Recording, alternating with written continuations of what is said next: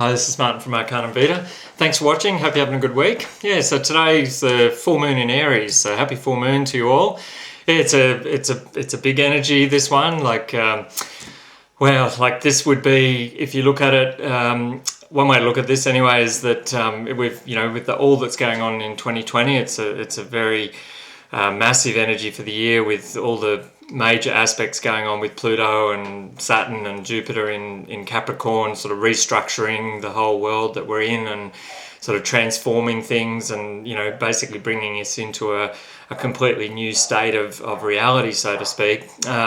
This in many ways signals the beginning, or the first sort of initiation phase in the re-emergence from that transformative process. Like Aries is the initiator, or it's the beginning, it's the act of initiating the new type thing. So this full moon really does sort of bring about an energy of auguring a completely new sort of change of attitude and change of alignment and orientation to sort of re-enter or re-initiate the beginning of the new phase. So another thing to sort of look at too is that later in the year we've got the beginning of a completely new sort of social cycle, if you like, when Saturn and Jupiter come together, and they're coming together in Aquarius, which really that's enormous in itself, is because we're sort of going through this. Not only is there's this huge transformation in society and the structure of things, but it sort of augurs the beginning of a completely new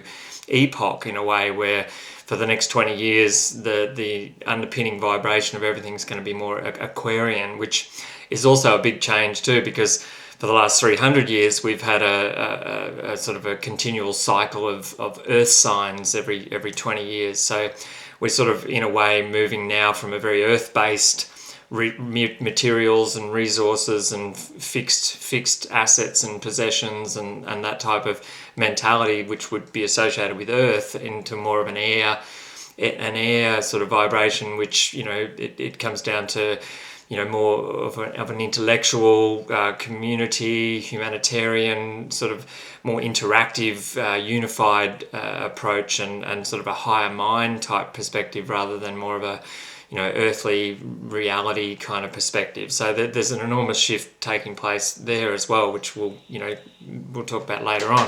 But so this full moon carries with it quite an intense energy. I feel, which it's well suited to basically helping us sort of bring in a new orientation or a new way of looking at things, or it's an urge for change. It's an urge to sort of reorientate ourselves and how we're looking at things, and basically our attitude towards the way we're going about things. I mean, the full moon is I guess in a hard aspect to Uranus, which it's going to, while that on a physical level would feel quite I guess electrical and agitated, and there'd be a great deal of stimulation with that might not feel very comfortable. So it's important to realize that if you're feeling a little bit wound up and a bit agitated at this time, just try and allow that energy to discharge, rather than sort of holding it or maintaining it, and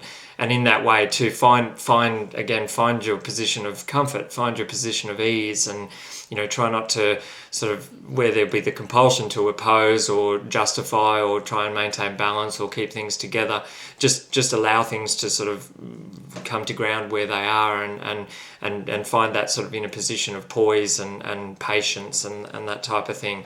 And in doing this, this is part of the energy that's helping us to reorientate it, or set our new attitude towards things. And in many ways, ease and relief and a sense of calm, which is there with the sun in Libra now, that can be really easily obtained if we allow ourselves to pause and allow ourselves to ground and find that position of ease. We don't have to sort of push it too much at this time. In fact, it's important with the Aries full moon, because Mars rules Aries, and Mars is retrograding in a very hard aspect at the moment to Saturn, and soon to be Pluto. So there's this real drive. In one hand, we've got drive, and it's coming up against limitation, or force meets resistance type energy going on, and that can really bring a sort of a heightened state of agitation and tension. But if we can allow things to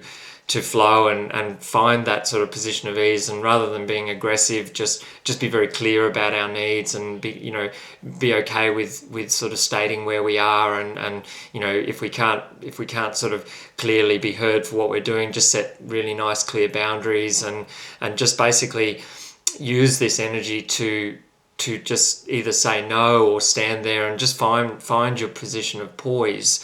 And it's from that position of poise that we can be very constructive under this energy. There's, with Mars and Saturn in the square like it is potentially quite a, as I was saying, like quite a tense, aggressive, heat building type energy with a lot of resistance and a lot of force not moving anywhere. But at the same time, the same energy is, on a positive way of looking at it, it's extremely constructive. And, it's in this sort of energy, it's important to realize that, any Capricornian sort of energy is best used in a very slow and methodical way. And it really, a lot of the power that we have at the moment in our lives, it can be found right here in the now, like outside of ourselves, or projecting outside into what's coming up, or what lies ahead of us, and trying to sort of achieve outcomes or have some sort of control over that.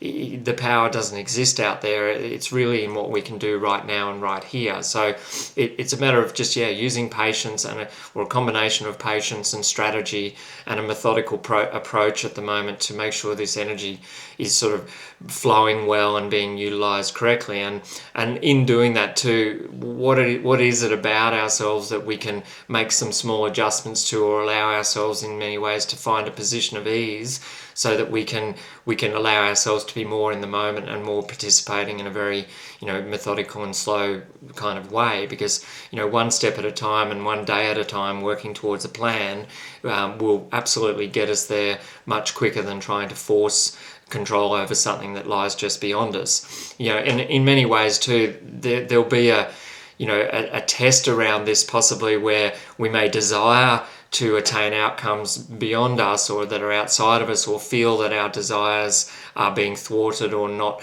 or opposed, or that type of thing. But there is this wonderful saying that desire is just our power seeking to manifest in our operation in the now. So in many ways, allowing ourselves to be empowered in the now with either a strategy or a plan, or and just an approach that works slowly and methodically towards it, we are in many ways sort of taking ourselves away from feeling that something is controlling us outside of ourselves, or that we haven't got something that we desire, and allowing ourselves to realize that it's in our hands and it's in our creative capacity to bring it into action.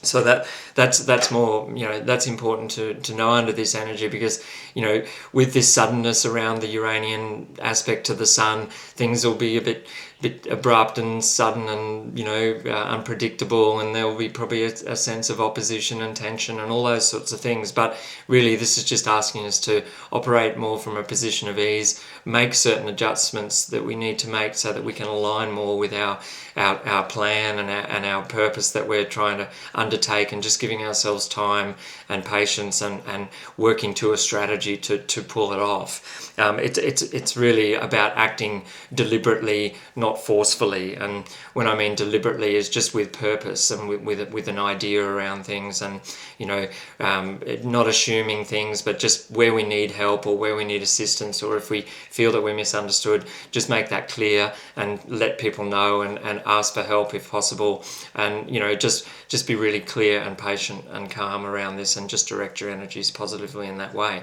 But above all too, it's a very heavy energy, and it can potentially feel quite bleak. So it's really important just to look at the light side of things at the moment too. Have a laugh, engage in fun things, watch something outrageous like a comedy or something that has an outrageousness about it. And because in one hand, something which is just beyond belief can, that's funny, can really liberate this energy. So it's important to sort of stay lighthearted in this too, and just sort of work away at what you're doing. But it's a big full moon. It's the beginning of a very big new cycle where we're starting to come out of the drudgery of it and start to reinvent from here. We get another full moon in October, and that's in Taurus. So in many ways, Taurus is manifestation, and Taurus is abundance and those types of things. So this full moon really initiates the process where we're going to be brought into an orientation of what we would like to see start to manifest for ourselves. So we've got the choice to align with that and start bringing that in a very positive and light and just progressive and focused way. But I hope that helps, and I hope you're going really well and enjoying the lovely full moon, and you have a great week ahead, and thanks for watching, and I'll talk to you soon. Thank you. Bye.